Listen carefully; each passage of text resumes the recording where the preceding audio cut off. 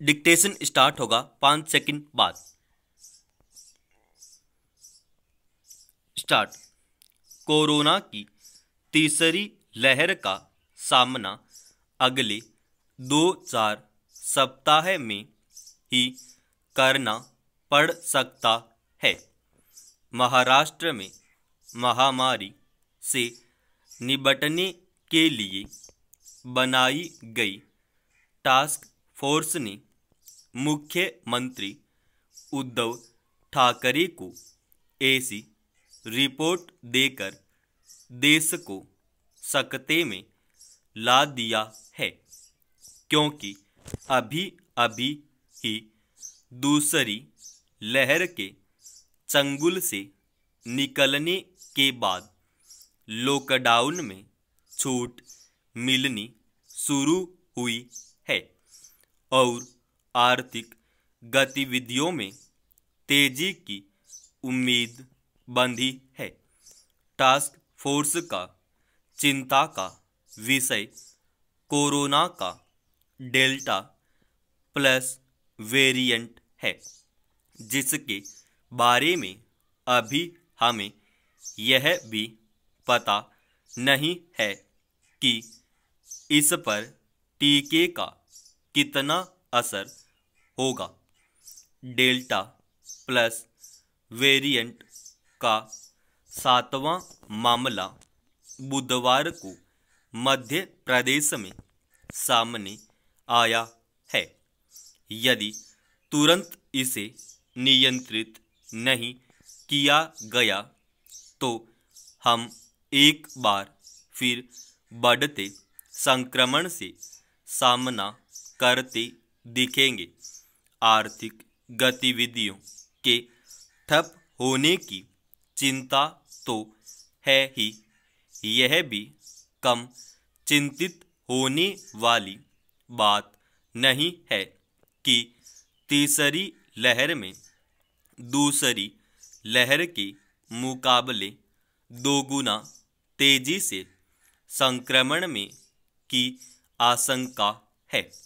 यह भी आशंका है कि इस बार करीब 10% बच्चे इसकी चपेट में आ सकते हैं।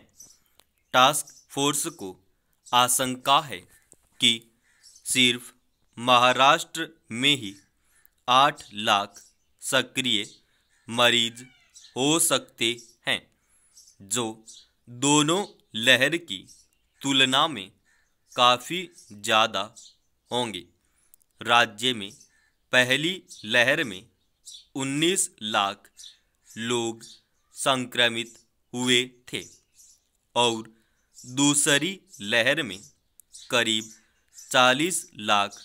देश में महाराष्ट्र सबसे ज़्यादा कोरोना प्रभावित राज्य है। यदि आशंका सच साबित हुई तो तीसरी लहर में 80 लाख से ज़्यादा लोग सिर्फ महाराष्ट्र में ही संक्रमित हो सकते हैं। संक्रमण फैलने पर यह सिर्फ महाराष्ट्र तक सीमित नहीं रहेगा। लॉकडाउन में छूट के बाद पिछले 2-3 दिनों में जिस तरह बाजारों और सड़कों पर भीड़ दिख रही है, उसने टास्क फोर्स की चिंता बढ़ा दी है। महाराष्ट्र में तीसरी लहर की आशंका के मद्देनज़र तैयारी तेज कर दी गई है, लेकिन अन्य राज्यों में अभी तक कोई खास इंतजाम होते नहीं दिख रहे हैं। डराने वाली बात यह भी है कि आर्थिक तौर पर बदहाल हो चुके लोग पैसा कमाने के लिए ऐसे हथकंडे अपनाने लगे हैं जिनसे इंसानियत शर्मसार हो जाए। महामारी के बाद प्रायः अपराध में बढ़ोतरी होती है। महामारी का लंबा खींचना नैतिक मूल्यों के पतन का बड़ा कारण बन सकता है, जो पूरे समाज को खोखला कर सकता है।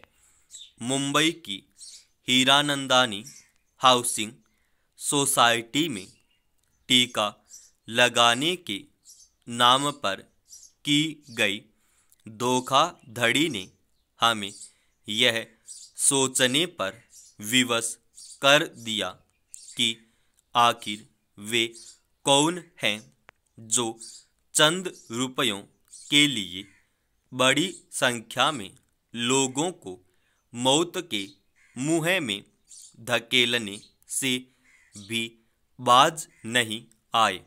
फर्जी टीकाकरण के इस मामले के बाद धोखाधड़ी के और भी मामले सामने आने लगे हैं। बीमारी से तो हम निपट ही लेंगे, पर नैतिक मूल्यों के पतन से कैसे निपटेंगे। समाप्त।